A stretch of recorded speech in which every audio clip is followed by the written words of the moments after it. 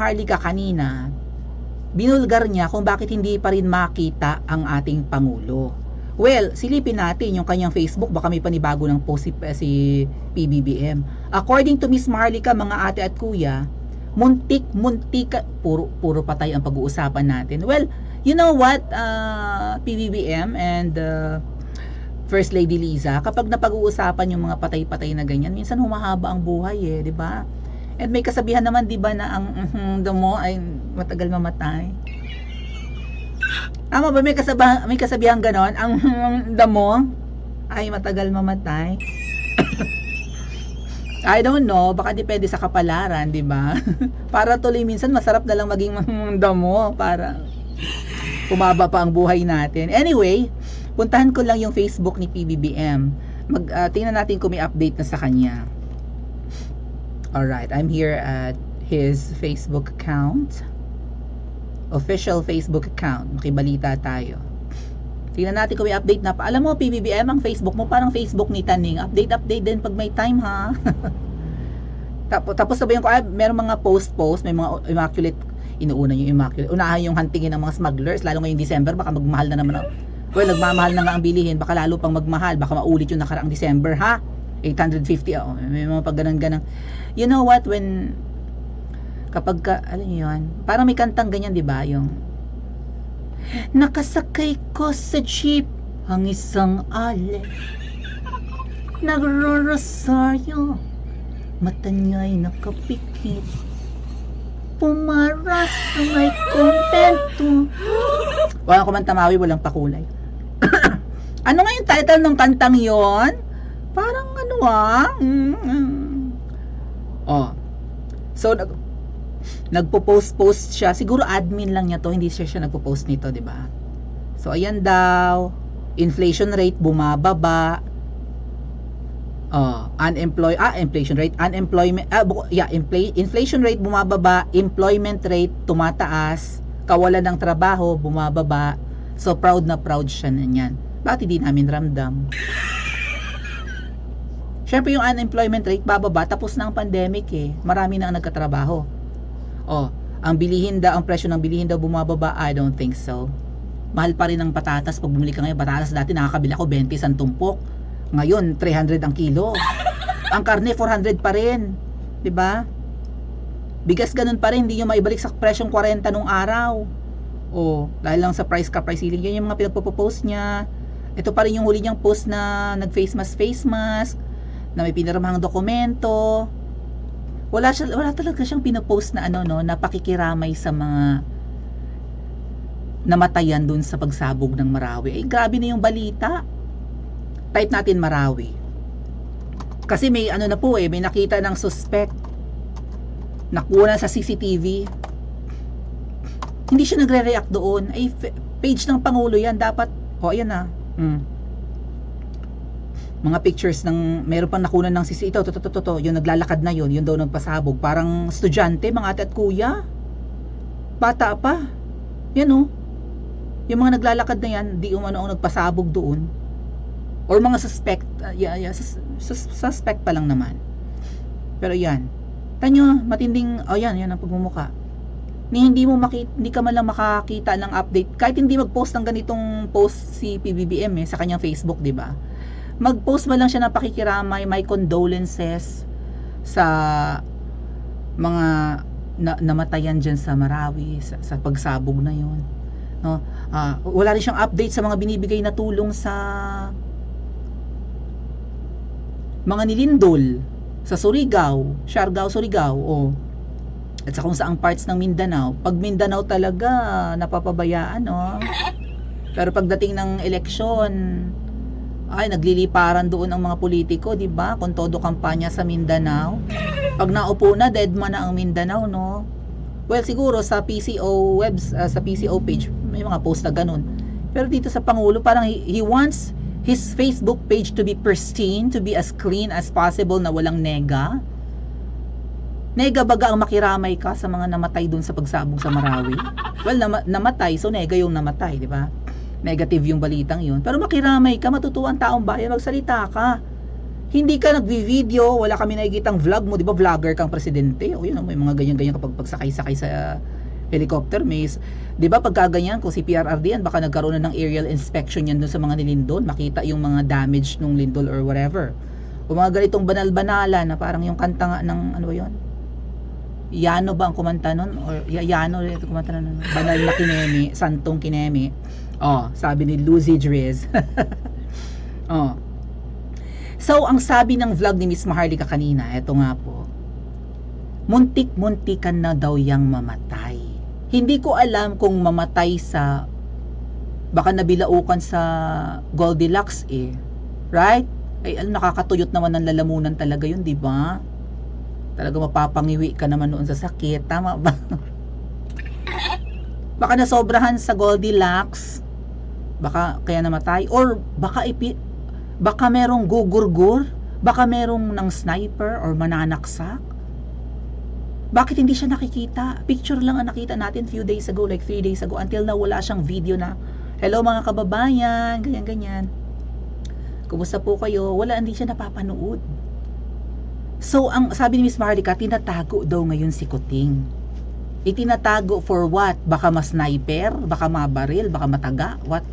Mabato? O itinatago dahil kita sa itsura yung manifestation ng muntika na siyang mategi. Ano ba siya? Muntika na siyang tigihin? Or muntika na siyang mategi? Kung ano man yung mga karamdaman niya. May karamdaman ba ang Pangulo? Sabi, nananaba daw kasi ang mukha eh. Namamaga ang mukha. Hindi natin kita, naka-face mask siya kanina. Tama ba? O, saan yung face mask niya? Naka-face mask siya eh. O. Ayan, hindi natin kita. O, mukha namang okay siya. Mukha namang hindi malala yung COVID niya. But anyway, puntahan natin yung vlog ni Miss Maharlika. Kayo, unawain nga po natin kung ano talaga ang nangyari kay Kuting. Kung siya baga ay syosyoktayin o masosyoktay by accident. Or masosyoktay sa sakit or masosyoktay sa nabulunan sa Goldilocks. Hindi ko nakuha. Si Miss Maharlika kasi very ano rin naman, very maingat din sa pagbibigay ng details, no? Well, that's good. Mas maganda yung ganon. Pero sana medyo malinaw para hindi tayo naghihinala. Hindi ko alam, pinasniper ba siya? Pinapasniper ba siya? May babangbang ba sa kanya? Or aatakihin siya ng kung anumang karamdaman? Basta muntika na daw mategi. Diyos ko, ang mga topics natin ngayon, mga tegi-tegi, boom-boom. Yan yun na, di ba? Ang alam yun na yung uri ng yung uri ng damo ng matagal mamatay. Oh, let's play. Eto lang ang katapat mo. Alright. Okay. Balik tayo. Okay, bago ko makalimutan. So, nakarating nga sa akin, palangga. Sa tingin niyo, malapit na si Kuting? Kaya nila, tinatrabaho si Lisa Smugs. Lingid sa kaalaman ng Pilipino. This is breaking news, mga pala. Yeah? So, itong, si Sarah pala, hindi si Lisa Smugs, sorry. Kaya nila tinatrabaho, pasensya na, medyo ngarag lang ang beauty ko ngayon. So, kaya nila tinatrabaho si Inday Sara, mga palangga. Machong, I love that. Henry, Machong love team. I love that. Maharchong, whatever. Okay, kaya nila tinatrabaho si Inday Sara kasi lingid sa kaalaman ng taong bayan, muntik nang madedo si Kuting nitong mga nakaraang panahon at nataranta si Lisa Smugs. Kaya pala, ito, fresh na fresh, ang balita, muntik nang hindi ko nasasabihin sa inyo yung pinaka-detalyado muna. But, muntik na palang si Kuting. Hindi nga natin alam kung kasi hanggang ngayon, wala pa rin proof of life, picture-picture lang. So kaya pala mga palangga, nataranta si Lisa Smugs no si Kuting ay biglang inaratay. So you connect, pag ito, ting-ning-ning-ning-ning, gamitin ko yung magic wand, shh, gawin ko kayong lahat smarte. Shh, brilliant kayo lahat. Kaya pala, inaagahan nila ni Tambaluslos, ni Lisa Smugs na tinitira si Lisa, kasi, si Sarah, kasi mga pato si Lisa Smugs ay natotorete na dahil muntikan ng si Kuting chuchu, magurgur. Introducing May ads mga ate at kuya. Ah, oh, ganda oh, Tagaytay yata ito. Anyway, commercial lang. Ah, so ano ang ibig sabihin doon ni Miss Maharlika mga ate at kuya? Munti ka ng magurgur?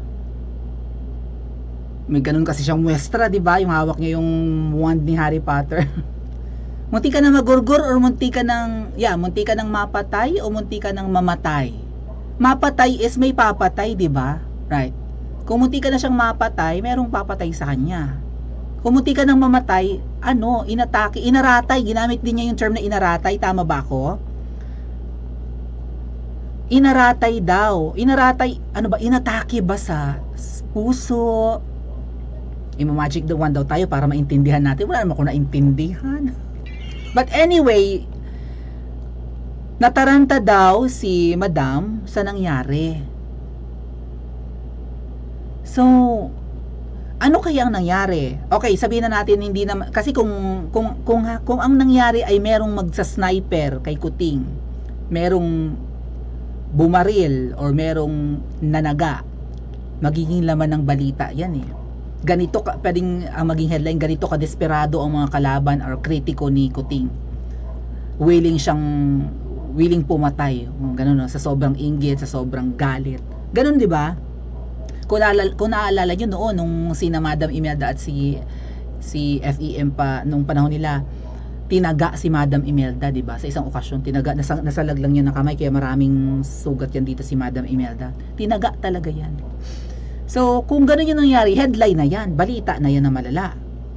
Pero kung ang nangyari ay namatay dahil, muntikan na mamatay dahil inatake, nangisay-ngisay, baka nasobrahan, sa kung anumang bagay, nakakahiya. So, hindi ilalabas sa media. So, baka yun, no? Muntikan nang mamatay dahil inatake, or nangisay-ngisay, or bumula ang bibig. Nakakataranta nga naman. At kung i-apply natin sa ginagawa ngayon kay VP Sara, parang minamadali nga talagang alisin si VP Sara sa equation. Kasi kapag may nangyaring hindi maganda kay Kuting, si VP Sara ang uupo. Paano na yung mga appointees ni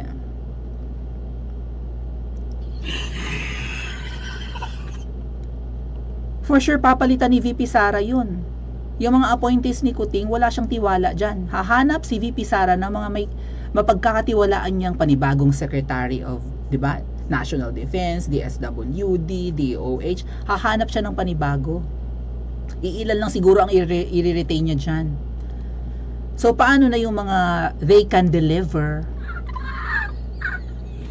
Di ba may ganon? Can they deliver? O, paano na yung Lotton? Kung saan-saan pa. So, kailangan mawala sa equation si VP Sara. Kasi sabi ko sa inyo, sa ano tawag doon? What's that again? Parang ranking, right? Nalimutan ko yung specific term. Siyempre, ang succession, yon. Sa succession, ang Vice President ang papalit sa Presidente. Kapag ang Vice President hindi available, yung Senate President, sabi ko nga si Mig Zubiri yan, di ba? Kapag hindi pwede ang Vice President ngayon, yung Senate President ang magiging VP. Kapag mahina ang Senate President, weakling din, ang susunod na Vice President, Speaker of the House. So, dapat mawala sa landas si VP Sara. O, dami ng mga character assassination, ano ba, gusto nilang ma-overthrow si VP Sara, gusto nilang mag-resign, gusto nilang masipa, gusto nilang makasuhan, gusto nilang ma-impeach, gusto nilang mabitbit ng ICC. Sobrang desperado ang atake kay VP Sara ngayon. Dahil ba yan sa nangyari kay PBBM, at least sa mga ine-expose ni Miss Maharlika? Paki-comment nga po sa comment section at mag-like and subscribe din po kayo.